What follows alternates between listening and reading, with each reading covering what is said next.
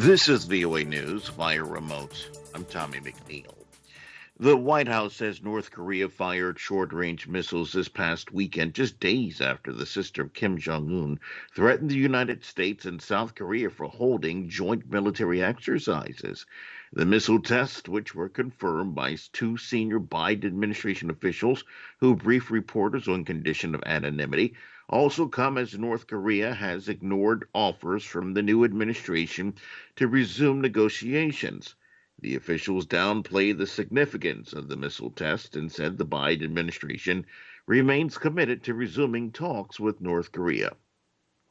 The U.S. and Mexico discuss immigration in high-level meetings. AP correspondent Mike Gracia. With a surge of migrants arriving at the U.S.-Mexico border, a U.S. delegation was in Mexico City Tuesday for a series of meetings with Mexican counterparts. The sides were discussing immigration and regional development. President Joe Biden is coming under increasing pressure to formulate a plan to deal with the border crisis, especially unaccompanied children. Most of the migrants are coming from the so-called Northern Triangle countries of Guatemala, Honduras, and El Salvador. Biden has spoken of sending $4 billion in development aid to the region. Mike Gracia, Washington. The United Nations, United States, Russia, and European Union have met virtually to discuss relaunching the long-stalled effort to get Israel and the Palestinians to negotiate a two-state solution to their decades-old conflict.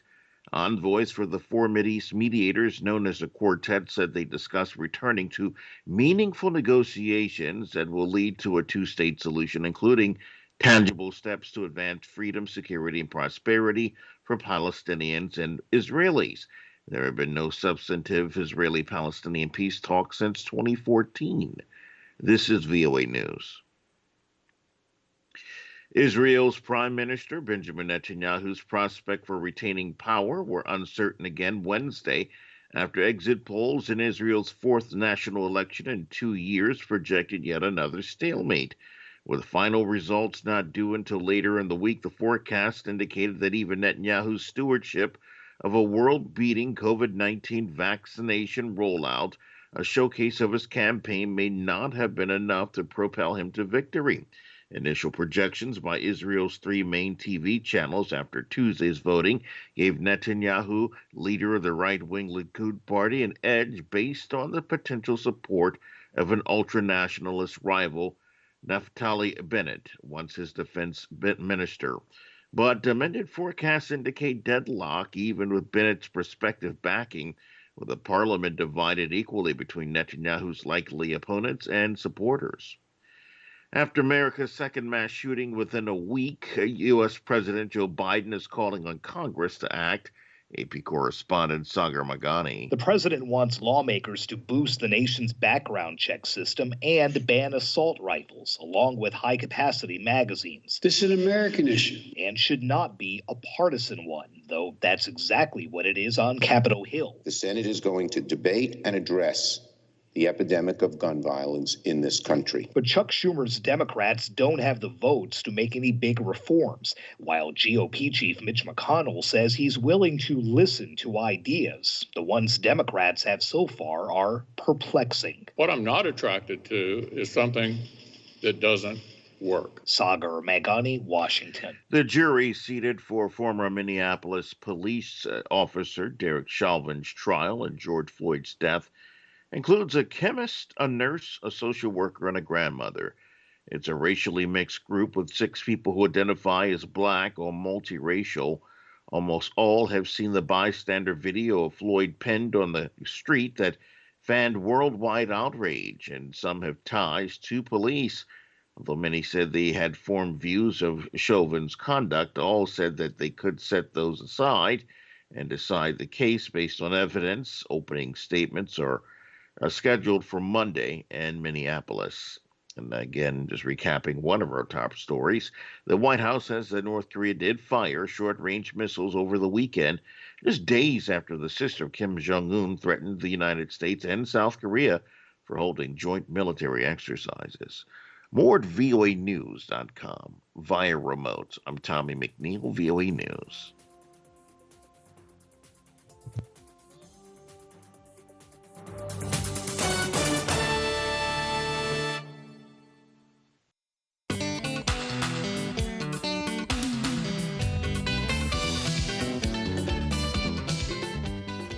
morning, Africa. Welcome to Daybreak Africa from the Voice of America. I'm James Butte in Washington. Today is Wednesday, March 24th, and here are some of the stories we are covering. Somalia's government says it is ready to hold long-delay elections if stakeholders can resolve their differences. The presidential and parliamentary elections were supposed to take place in February, but were postponed due to disagreement on electoral process by Somali political stakeholders.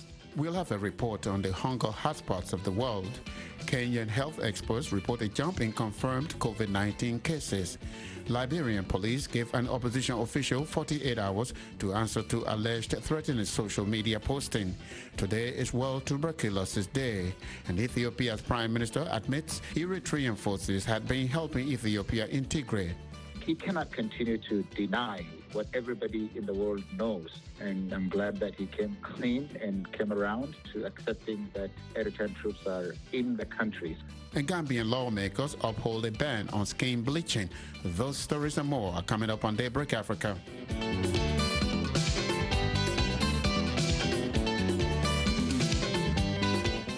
Somalia's President Mohamed Abdullahi Mohamed, known as Farmajo, is under increasing pressure to make a deal on holding delayed elections after a two-day conference failed to end the political standoff. Mohamed Kahir reports from Mogadishu. The U.S. government has called on the leaders of Somalia's federal government and regional administrations to work towards holding delayed elections in East African country.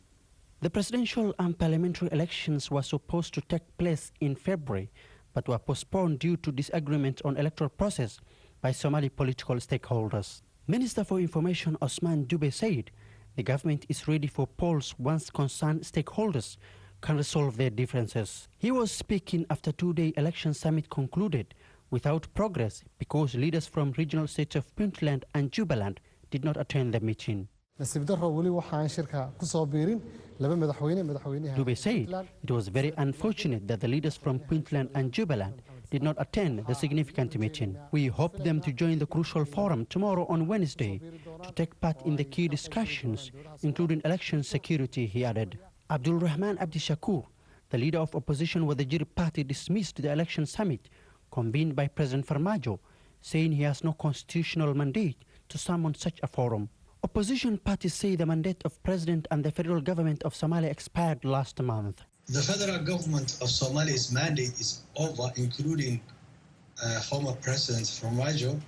Therefore, our demand is that the meeting should be included other key stakeholders like the Council of the Presidential Candidates and the Council of Somaliland Political Unit. Also, we want the venue to be secured by neutral forces, i.e. AMISOM, and there must be mediator who can play a constructive role between the two groups. Security analyst Ahmed Hassan says militant group Al-Shabaab may try to exploit the political environment. The political crisis regarding the elections has diverted the Somali leaders from their security responsibilities, hence the militants' opportunity to carry out attacks, as we have seen what had happened in Bosaso on the 4th of March, where the Al-Shabaab militants raided the main prison, releasing dozens of inmates, mostly affiliated to the militant group Al-Shabaab. Hassan said another concern is that the security forces might be used to intimidate the opposition in upcoming elections. Opposition officials have accused the government of preparing to do that, though the government has denied the allegations. Meanwhile, the UN office in Somalia urged further formal consultations in coming days to ensure full participation in the election talks. Mohamed Kahir for VOA News in Mogadishu, Somalia. An Ethiopian-born academic says he's not surprised that Ethiopian Prime Minister Abiy Ahmed has finally admitted to what the whole world knew, that Eritrean forces had been helping Ethiopia in its fight with Ethiopia's northern Tigray region.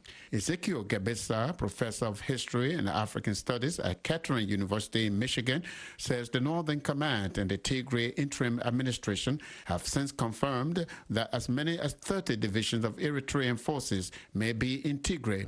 According to Reuters News, Prime Minister Ahmed admitted for the first time on Tuesday that Eritrean forces entered Tigray during the 5-month-old conflict. The Prime Minister admitted also that atrocities like rape had also been committed in Tigray and that the perpetrators will be brought to justice. Gebesa says much of the alleged atrocities in Tigray were committed by Eritrean forces and that Ethiopia does not have the power to discipline Eritrean forces in Ethiopia. It's not surprising to me for two reasons. Number one, the Prime Minister has no problem saying one thing today and saying another thing tomorrow without any problem of transition, that he can go from east to west. But he cannot continue to deny what everybody in the world knows, that it's not just that Eritrean troops are present in Tigray, but it is about 12 or more, or maybe as much as 30 divisions of Eritreans all over Tigray. So that's been confirmed by the Northern Command, by the interim administration of Tigray, by analysts from around the world, that they're there. And it's a fact that cannot be hidden anymore. And I'm glad that he came clean to accepting that Eritrean troops are in the country. The Prime Minister said the Eritrean troops crossed the border into Tigray because they were concerned that they will be attacked by the TPLF forces. He did say that. To be honest, everybody knows that Ethiopian forces were massing around Tigray before November 4th. This law enforcement operation that the Prime Minister talks about was not just about Tigray trying to do some evil to Eritrea or to Ethiopia. It was a programmatic approach, an agreement between Isaias and Afwerki of Tigray and the Prime Minister, because there has been a lot of back and forth between the two, even before the war started. The Prime Minister appears to admit that there were atrocities that were committed in Tigray region. But he said that if it is true that Ethiopian National Defense committed any rape and looting against Tigrayans people, they will be held accountable. He did say that, but this is the Prime Minister who said that at the conclusion of the war that not a single soul was killed in Tigray. Who's going to hold them accountable? And if it is Eritrean troops that committed it, who is going to hold them accountable? He could do that to the Ethiopian side if the atrocities were committed by the Ethiopian Defense Forces or the Amhara Special Forces. He may be able to prosecute them. But much of what was done in Aksum, in Adwa, in Mariam Dingalat,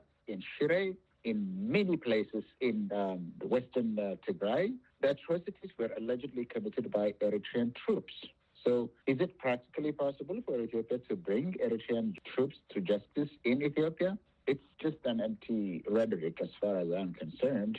These revelations of Professor Akame at a time that the U.S. has been putting pressure on Ethiopia, an envoy of President Biden was in Ethiopia, the European Union. Do you think these revelations are a result of all this pressure on the Prime Minister? To some extent, they are. I think the envoy of the President of the United States, from what I read in some of the prestigious foreign policy magazines, is that he was sent to send a tough message to the Prime Minister.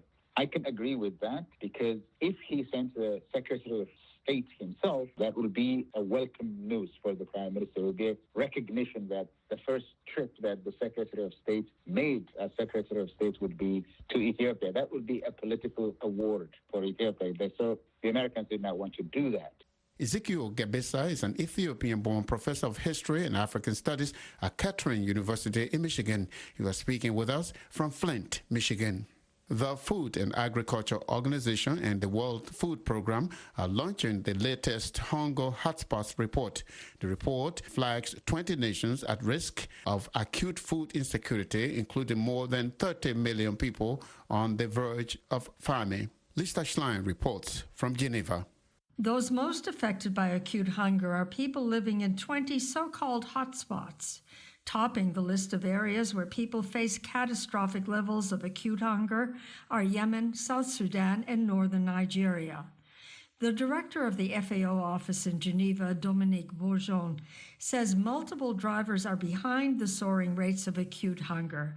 He says those factors are interlinked and mutually reinforcing in most of the hotspots. These multiple drivers are, first, conflict or other forms of armed violence. As a result of the economic impact of COVID-19 pandemic, we also wish to flag that the economies of numerous countries in 2021 will continue to be highly vulnerable to economic shocks. While the majority of affected countries are in Africa, the report warns acute hunger is due to rise steeply in most regions of the world. Among those most at risk are Afghanistan in Asia, Syria and Lebanon in the Middle East, and Haiti in the Caribbean. The report finds more than 34 million people already are facing emergency levels of food insecurity, with many on the brink of famine. It notes families in pockets of South Sudan and Yemen already are in danger of starvation and death. Director of the World Food Programme's office in Geneva, Annalisa Conte, says people facing famine-like conditions have depleted their assets, lost their livelihoods, do not have enough to eat, and most of their children already are acutely malnourished. Excess death due to hunger is taking place as we speak. You need to understand that beyond this point, there is starvation and widespread mortality. The window to avert a catastrophic situation, I would say of a biblical proportion, is closing fast. The UN food agencies are calling on international donors to provide $5 billion in emergency food assistance to prevent 34 million people at risk of famine from starving to death. Lisa Schlein for VOA News, Geneva. You are listening to Daybreak Africa on the Voice of America. I'm James Butt in Washington. Today is Wednesday, March 24th. Health experts in Kenya are reporting a jump in confirmed cases of COVID-19, with hospitals struggling to find enough beds for patients needing treatment. Kenyan authorities are calling on people to follow health protocols to avoid getting infected from what they call a third wave of the virus. Mohammed Yusuf reports from Nairobi. Kenya has recorded more than 14,000 COVID-19 positive cases since March 1st, including more than 1,100 cases and 25 deaths on Tuesday. That's 14% of all infections since authorities announced the first case jump over a year ago. 34-year-old Gaston Wambomba's mother tested positive for COVID-19 last week. It took him 12 hours to secure a bed for his mother, who is short of breath and had to part with $1,000 before she was admitted to a hospital in Nairobi. We are on 24/7 oxygen supply. Every single day we need to pay about $24,000. For oxygen alone, they charge $1,000 every hour, and other medical bills and stuff. So our total comes to about $115,000 on average every single day since Tuesday last week. So she is not stable as yet. Today she's been moved to a ventilator, but we can only hope. Speaking to journalists in Nairobi, Chief Administrative Secretary at the Ministry of Health, Rashid Aman, called out health centers charging a lot of money to treat COVID-19 patients. This is not only unethical and callous, but unacceptable. I wish to remind our healthcare providers, both private and public, that we are in a pandemic. And this being the case, it is not the time to punish our people through some self-seeking, money-minting, opportunistic escapades. Some Kenyan medical workers spoke of being overwhelmed with people seeking treatment in their facilities and urged people to follow health protocols to limit the virus spread. Kenya recently began vaccinating the population. The country has received 1.1 million doses of the AstraZeneca vaccine, but only 40,000 people have received jabs. Chibanzi Mwachonda is the Secretary General of the Kenya Medical Practitioners, Pharmacists and Dentists Union. He worries the vaccination drive is going too slow. There's been vaccine hesitancy and low uptake, and this is because there was no involvement of the healthcare workers' unions, associations before the rollout, and also lack of adequate communication, sensitization, and awareness on the COVID vaccine. In as much as healthcare workers understand the vaccine, let us also remember that we've had a very long period of vaccine misconception. So it is important that we engage the healthcare workers even as we continue the vaccination. Meanwhile, Kenya has eased COVID-19 restrictions. Schools are open, businesses are open, and worshippers are allowed in the places of worship. Dr. David Sang, and epidemiologist, says people returning to normalcy is to blame for the increased cases. And also because of the numbers, the numbers also matter because so you expect some increased mortality. Overall, Kenya has seen 123,000 positive cases and more than 2,000 deaths since the pandemic began a year ago. Mohammed Yusuf for VOA News, Nairobi. Today, March 24, is World Tuberculosis Day. According to the World Health Organization, TB is one of the leading causes of death in Africa. At least 28,000 people are diagnosed with TB every day. As Maureen Ojiambo reports from Milwaukee, USA, in Kenya, at least 120,000 people develop TB each year. Africa is facing the worst tuberculosis pandemic as at least 29% of the global burden of tuberculosis cases and 34% of the deaths are recorded in the region yearly. According to Dr. Samuel Njenga, infectious disease specialist from the Ministry of Health Kenya, TB is the third leading cause of deaths in Kenya at 4%, despite the ongoing COVID-19 wave. TB remains one of the leading causes of death in Kenya. It's among the top three, with diarrheal diseases being the first, malaria being the second, and then TB and HIV/AIDS being the third. On its own, TB causes 4% of the deaths in Kenya, even during this COVID pandemic. A Kenyan, Thomas Odur, is a TB patient on medication, diagnosed with drug-resistant TB in January last year. He says, despite the current COVID-19 situation, he still attends his clinics without failure. I contracted TB in January of 2020. Thing is, I was coughing incessantly for like about a week and a half.